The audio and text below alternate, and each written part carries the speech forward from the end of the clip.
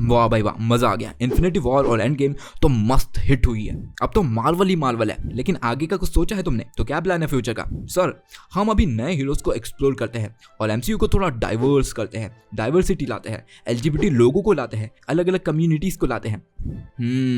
और सर अलग अलग कम्युनिटीज पर मूवीज बनाते हैं, जैसे कि साउथ एशियन लोग चाइना पर शैंची बनाते हैं और पाकिस्तान पर मिस मार्वल। और इंडिया का क्या, वहां पर भी बहुत फैंस है हमारे। हाँ, वो इटर्नल्स में एक मेंबर है ना, वो इंडियन है।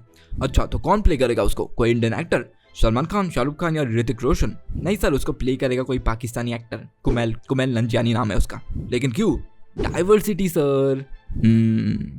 और सर हम वैल्क्री को बाइसेक्सुअल बना देते हैं, तो बाइसेक्सुअल लोग भी आएंगे देखने। ओके बढ़िया। और सर आयरन मैन तो अब मर गया है, तो हम अब एक फीमेल वाली आयरन मैन को लाते हैं, जिसको कि वाइब्रेनियम का सूट दे देते हैं। पहला ही सूट वाइब्रेनियम का, जो कि टोनी स्टार्क को भी नहीं मिला था। ओके, तो सर हम हल्क की भी एक फीमेल वेरिएंट को लाते हैं, शी हल्क। और कैप्टन अमेरिका का भी एक फीमेल वर्जन लाते हैं, कैप्टन कार्टर। अच्छा, फिर सर हम कैप्टन मार्वल का भी एक फीमेल वेरिएंट लाते हैं, मिस मार्वल। और ब्लैक विडो का भी एक फीमेल वेरिएंट लाते हैं, लेकिन वो दोनों तो फीमेल ही है।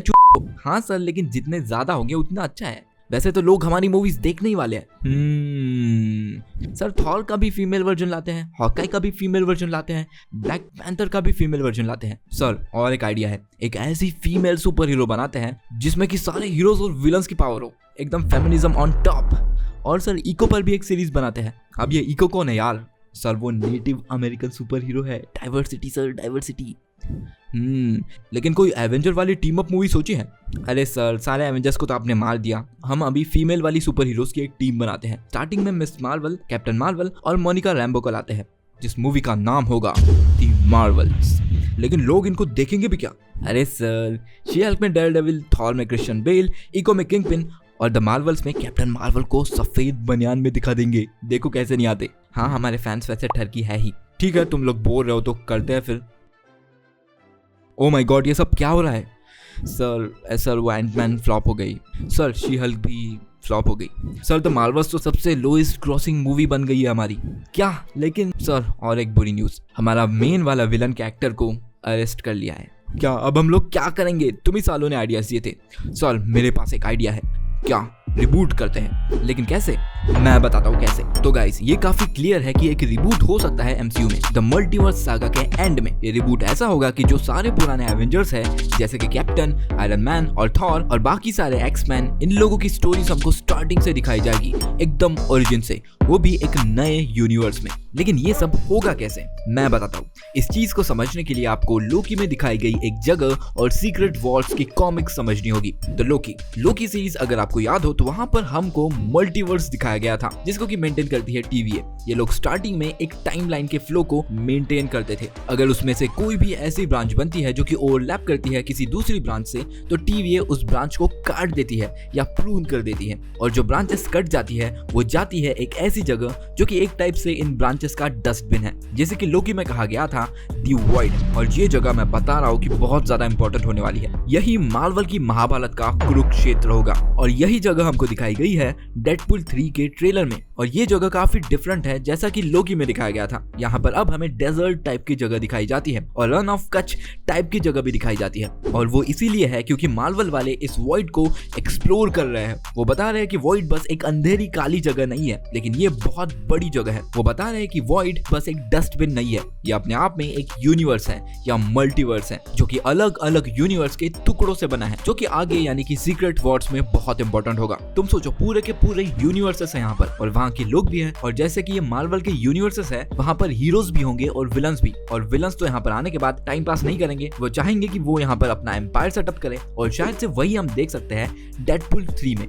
अब आते हैं सीक्रेट वॉर्स की कॉमिक्स पर। तो मार्वल के कॉमिक्स में 2 बार सीक्रेट वॉर्स हो चुकी है, एक 1984 में और एक 2016 में। इन दोनों में 2016 वाली में मल्टीवर्स है, इनकर्जन्स है, जो कि अब भी एमसीयू में चल रहा है। इसमें होता यह है कि इनकर्जन की वजह से यूनिवर्सेस एक एक करके डिस्ट्रॉय हो रहे होते हैं। लास्ट में एक ऐसा टाइम आता है कि बस 2 ही यूनिवर्स बच जाते हैं, जो कि होते हैं मार्वल का मेन कॉमिक्स वाला यूनिवर्स और मार्वल का अल्टीमेट यूनिवर्स, जहां से अल्टीमेट स्पाइडरमैन और माइल्स मोरालिस आता है। अगर आपको पता ना हो तो मार्वल के मेन यूनिवर्स में माइल्स मोरालिस नहीं है, वो बस अल्टीमेट यूनिवर्स में ही होता है। तो इनकर्जन में होता ये है कि जो यूनिवर्सेस इनकर्जन में आते हैं उन दोनों यूनिवर्स की अर्थ आमने सामने आती है, और अगर उन दोनों में से एक अर्थ को डिस्ट्रॉय नहीं किया जाता तो दोनों ही अर्थ या यूनिवर्सेस डिस्ट्रॉय हो जाते हैं। जैसे कि लास्ट में बस 2 यूनिवर्स बच जाते हैं, उन दोनों के बीच भी ऐसा ही होता है। उन दोनों यूनिवर्स के लोग एक दूसरे के अर्थ को डिस्ट्रॉय करने में लग जाते हैं ताकि वो अपनी अर्थ और यूनिवर्स को सेव कर सके। इन दोनों यूनिवर्स के हीरोज के बीच में फाइट होती है और इन दोनों ने ही अपने लिए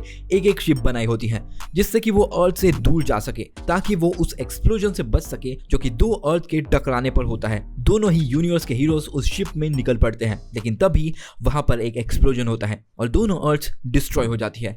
मार्वल का पूरा मल्टीवर्स डिस्ट्रॉय हो जाता है और सब कुछ सफेद सफेद हो जाता है। थोड़ी देर बाद सारे हीरोज और विलन्स को दिखाया जाता है। अब वो एक जगह पर होते हैं। इस जगह का नाम होता है बैटल वर्ल्ड और इस जगह का किंग होता है डॉक्टर डूम, जिसके पास बहुत पावरफुल एंटिटीज जिन्हें कि बियॉन्डर्स कहा जाता है उनकी पावर्स होती हैं और ये डॉक्टर डूम चाहे तो कुछ भी कर सकता है, इतना पावरफुल होता है ये। और इसी गॉड किंग डूम ने थैनोस को एक ही बार में मार दिया था। इसके पास 30 से 40 थॉर्स की आर्मी होती है। एक गैलेक्टस इसका बॉडीगार्ड होता है जो कि एकदम क्रेजी है। यहाँ पर रहने वाले सारे लोगों को यही लगता है कि दुनिया स्टार्टिंग से ऐसी थी, दुनिया स्टार्टिंग से बैटल वर्ल्ड में ही थी और स्टार्टिंग से ही डॉक्टर डूम उनका किंग या गॉड था। लेकिन कुछ समय बाद इन हीरोज को रियलिटी पता चलती है। उन्हें पता लगता है कि डॉक्टर डूम ने ही इस जगह को बनाया है। उसने जो डिस्ट्रॉयड यूनिवर्सेस के टुकड़े बचे हैं उनको जोड़ कर ये जगह बनाई थी और हीरोज से झूठ बोला था कि दुनिया स्टार्टिंग से ऐसी ही थी। इस चीज से गुस्सा होकर हीरोज डॉक्टर डूम से लड़ते हैं और यही लड़ाई होती है